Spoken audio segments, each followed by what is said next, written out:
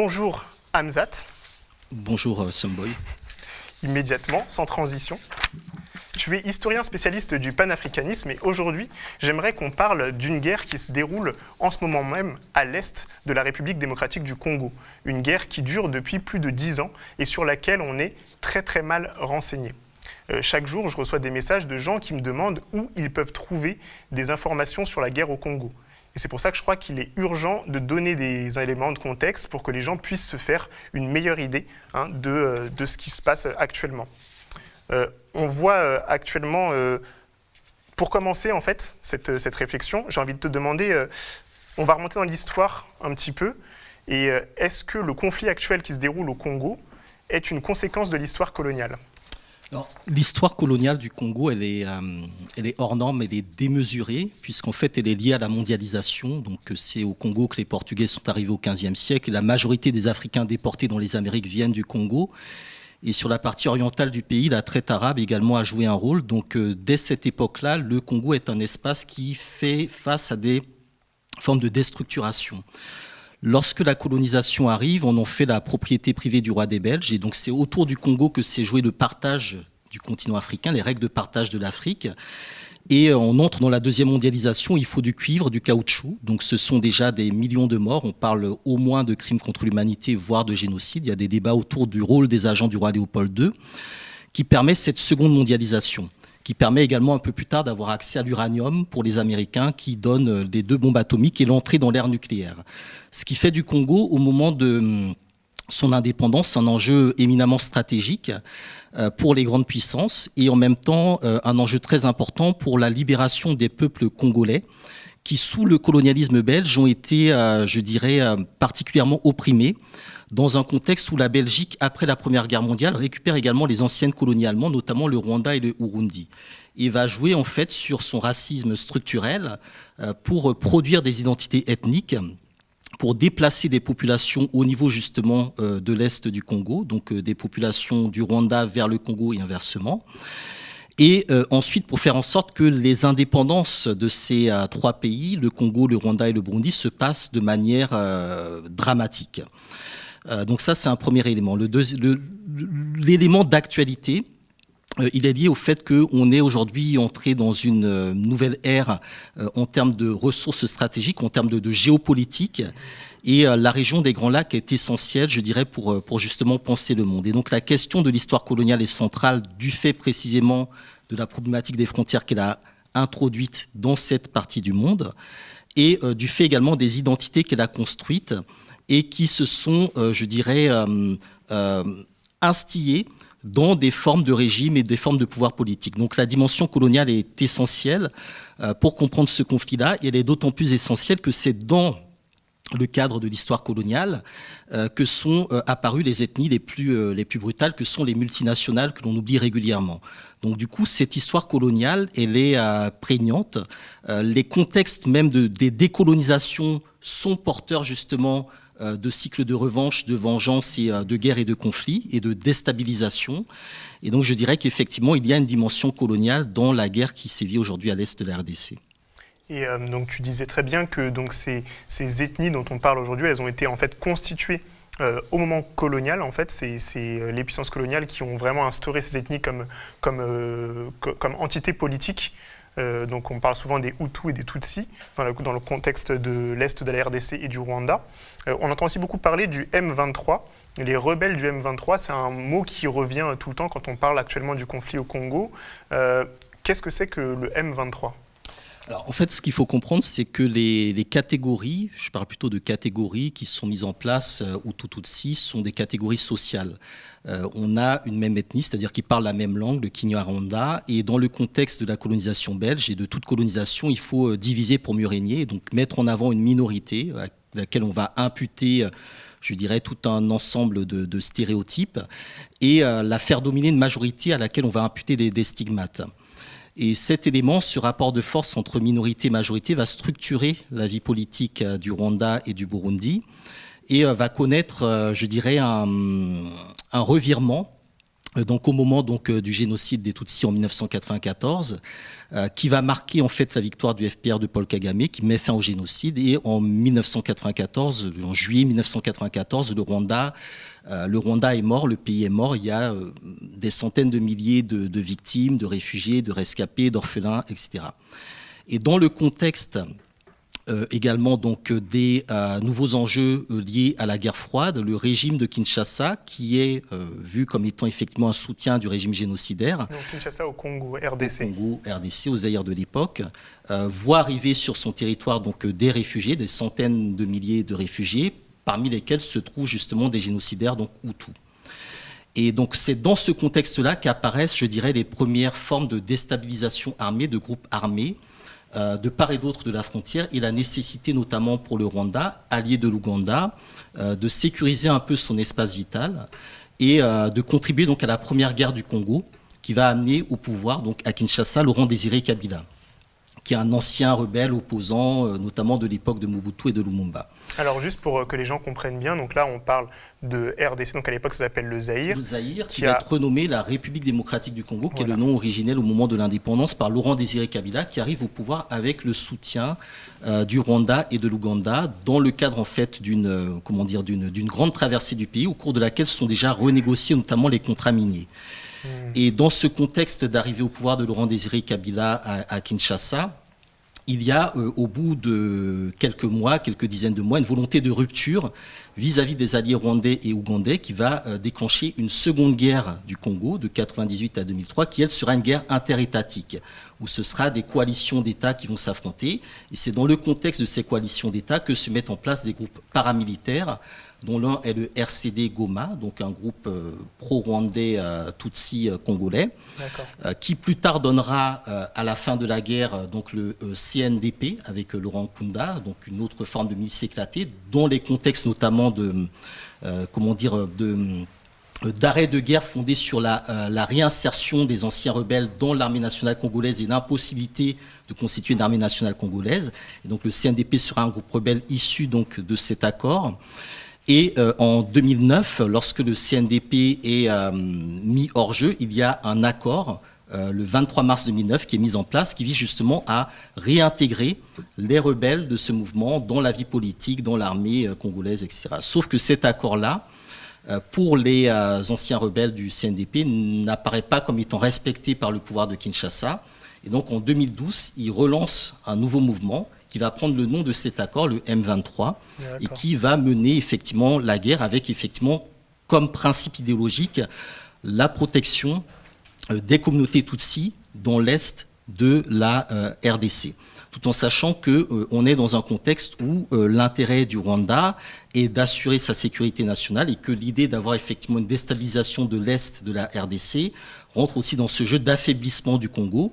Et donc on rentre vraiment dans des guerres par procuration, puisque de l'autre côté, également de la frontière, sont installés les FDLR, des forces démocratiques de libération du Rwanda, qui sont composées notamment d'anciens génocidaires Hutus que le régime rwandais pourchasse dans le cadre justement de la sécurisation de son pouvoir. Donc on a en fait une guerre qui se déplace dans l'est de la RDC, donc la guerre du Kivu, 2004-2009, dans laquelle ensuite le M23 va être actif pendant un peu plus d'une année, puis ensuite être repoussé par les forces congolaises. Et donc pendant 8 ans, en fait, le M23 va un peu rester, je dirais, en marge. Il y aura beaucoup d'autres milices qui vont apparaître entre-temps. Et en octobre 2021, les hostilités vont reprendre dans un contexte également de tensions politiques entre Kinshasa et Kigali, qui sont parfois liés aussi à des rapprochements entre la RDC et l'Ouganda. Donc en fait, on est dans un jeu à trois de déstabilisation dans cette région. Et en arrière-plan, évidemment, il y a la question des matières premières. C'est ça. Et Kigali, donc la capitale du Rwanda. Du Rwanda, exactement. C'est ça.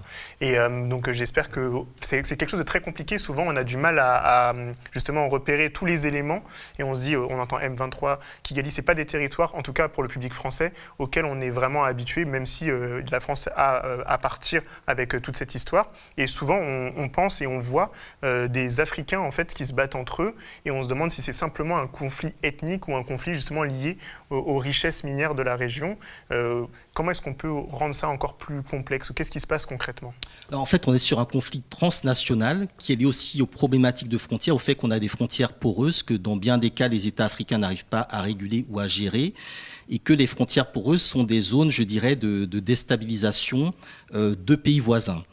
Un autre élément, c'est qu'il y a effectivement une dimension de conflit ethnique dans le sens où on a mis de l'idéologie dans les catégories Hutu et Tutsi. Ce qui fait que ces catégories-là sont vues comme étant... Ouais, l'idéologie, qu'est-ce que tu veux dire? On a mis des représentations, on a produit du racisme, on a produit de la discrimination, on a produit de la haine, qui fait que effectivement le conflit est ethnicisé.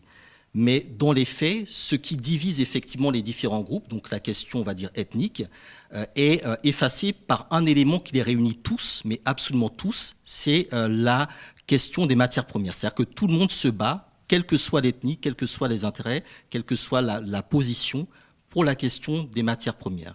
Et donc on est dans une économie de guerre qui permet, je dirais, de mettre de l'idéologie dans les identités ethniques et qui permet aussi, je dirais, aux différents belligérants d'entrer dans une guerre de l'information qui vise à rendre les choses le plus opaques possible et faire en sorte que la situation dans l'Est du Congo soit vue comme une situation, je dirais, d'implosion, de déstabilisation régulière, tout en sachant qu'il y a aussi d'autres groupes armés qui opèrent. On a les ADF au niveau de l'Ituri, on a la Codeco, on a d'autres milices qui sont également présentes. Donc on est vraiment dans une zone où la question de l'implosion de l'Est de la RDC, des Kivu, renvoie à des vieux enjeux de balkanisation du Congo, d'éclatement du Congo, et en même temps de stabilisation de cette région, dans un contexte qui est fortement marqué par des violences interethniques, par des traumatismes de nature génocidaire, et également, je dirais, par une guerre de l'information sur laquelle les puissances internationales jouent également pour opposer Kinshasa à Kigali, nourrir la rivalité entre le Rwanda et l'Ouganda dans le transit justement des matières premières, et aussi jouer sur des rapprochements où on voit bien que les incursions du M23, les déstabilisations sont aussi à relier à la nature des relations politiques entre Kinshasa et Kigali. Et ce sont ces éléments-là, plus un certain nombre de preuves matérielles sur le terrain, comme la manière dont le M23 est organisé, le soutien dont il dispose, et aussi d'autres éléments plus anciens, qui visent à montrer effectivement l'implication des autorités rwandaises dans, je dirais, cette déstabilisation de l'Est de la RDC. Et question encore, pour beaucoup, en fait, que ce soit au niveau donc des dirigeants congolais ou des dirigeants rwandais, on les voit comme les symboles ultimes de la gouvernance ou de la mauvaise gouvernance à l'africaine. Quelle est la responsabilité des élites, en fait, des présidents, des pouvoirs en place, que ce soit au Rwanda, au Congo, puisqu'on sait que ce sont les deux principaux États qui sont impliqués dans ce conflit? Alors, dans le cas du Congo, c'est très compliqué, parce que dès l'indépendance, Patrice Lumumba, qui était un premier ministre légitime, a été renversé. Il y a eu ensuite toute la période liée à Mobutu, qui était l'homme fort des Américains. Donc à cette période, le Zaïre était une puissance africaine, mais soutenue par l'impérialisme et sauvée à plusieurs reprises par des interventions pro-occidentales. Et lorsque Laurent Désiré Kabila arrive au pouvoir, il est dans la volonté effectivement d'opérer une rupture vis-à-vis de ses anciens alliés ougandais et rwandais. Il est assassiné en 2001 et son fils Joseph Kabila, qui à l'époque n'avait même pas 30 ans, est mis au pouvoir. Il sera longtemps vu effectivement comme l'homme de Kigali, comme l'homme des Rwandais. Lorsque Félix Tshisekedi arrive au pouvoir, pareil aussi dans le contexte d'une élection assez particulière, il y a effectivement la responsabilité des autorités, de l'élite congolaise, je dirais, de reprendre en main son pays. Puisque ce qui se passe aujourd'hui à l'est de la RDC se passe sur le sol congolais.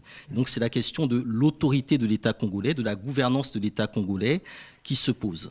En même temps, Paul Kagame est vu comme quelqu'un de très influent, dont on sait que l'influence dépasse largement les frontières du Rwanda et qui reste sur une même position, à savoir qu'il y a la question des FDLR dans l'est de la RDC qui prévoit ou qui prévoirait un jour de revenir au Rwanda pour le renverser. Et donc, tant que cette question n'est pas gérée également par Kinshasa, etc. Donc, on est un peu sur un jeu de poker mental, mais il est vrai que la position du Rwanda est très particulière, puisque ce pays se permet en même temps d'être le 3e contributeur africain aux forces de maintien de la paix au niveau du continent africain. Donc, on a, je dirais, une co-responsabilité des deux gouvernements.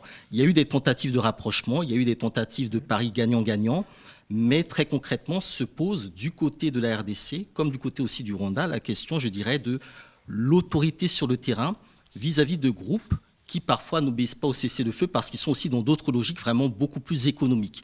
Donc tant qu'on ne règle pas la question de la guerre économique, la question des ressources naturelles, également le sort des populations dans l'est de la RDC, je pense qu'on ne pourra pas réellement appréhender toute cette problématique qui se pose au niveau de cette région.